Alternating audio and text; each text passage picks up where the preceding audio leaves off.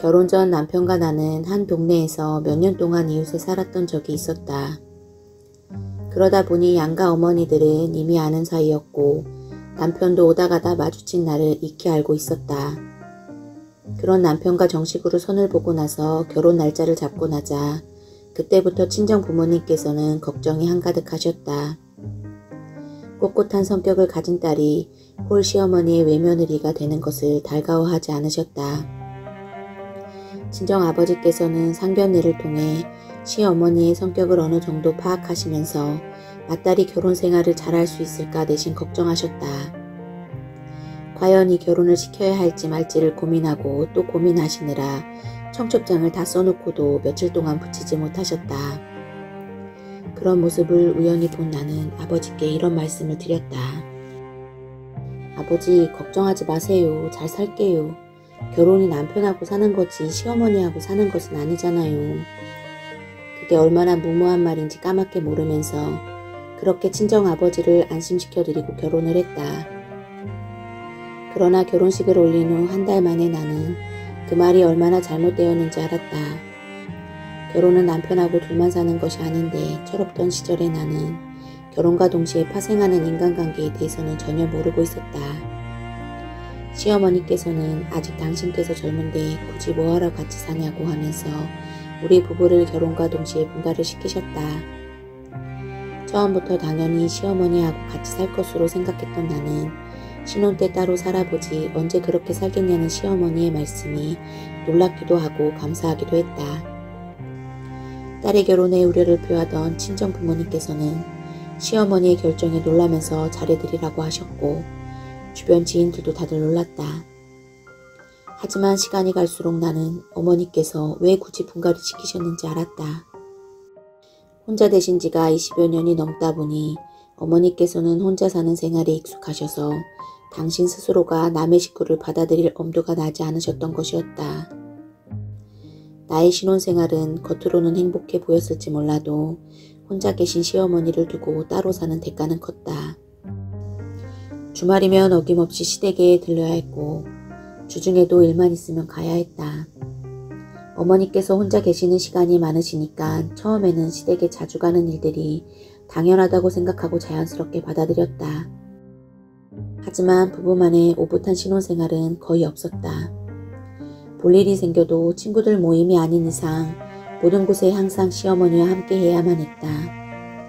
말이 분가였지 어떤 때는 차라리 같이 사는 편이 더 낫겠다 싶었던 적도 있었다. 그렇게 부부만의 시간이 없다 보니 시간이 흐를수록 나는 슬슬 짜증이 났다. 게다가 시어머니께서는 오직 아들밖에 모르셨다.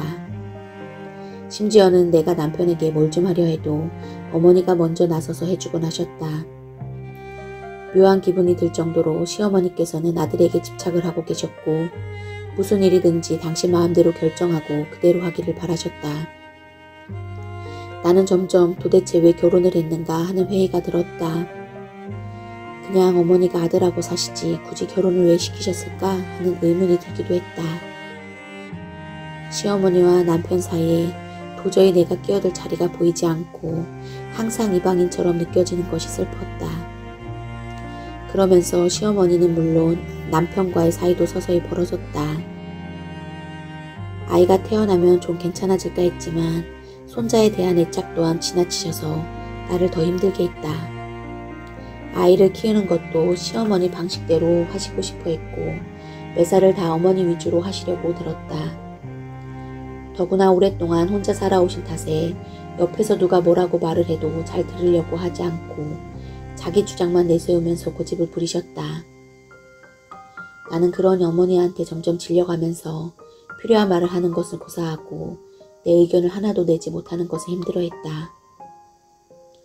하루하루가 숨이 막혔고 살아도 사는 것 같지 않았던 나는 급기야는 시어머니가 보는 앞에서 그만 살겠다고 짐을 싼 적도 있었고 며칠 동안 말없이 애를 데리고 친정에 가 있기도 했다. 하지만 그렇다고 해서 문제가 해결되지는 않았다. 오히려 갈등의 골만 깊어질 뿐이었다. 며느리의 그런 모습을 보면서 시어머니께서는 내가 빨리 죽어야 이 꼴 저 꼴 안 보고 사는데 남편 복 없으면 자식 복도 없다더니 아이고 내 팔자야 하고 큰 소리로 넋두리를 하셨다. 남편은 그럴 때마다 나와 시어머니 사이에서 어떻게 해야 할지 갈피를 잡지 못하고 이따금 나에게 하소연을 했다.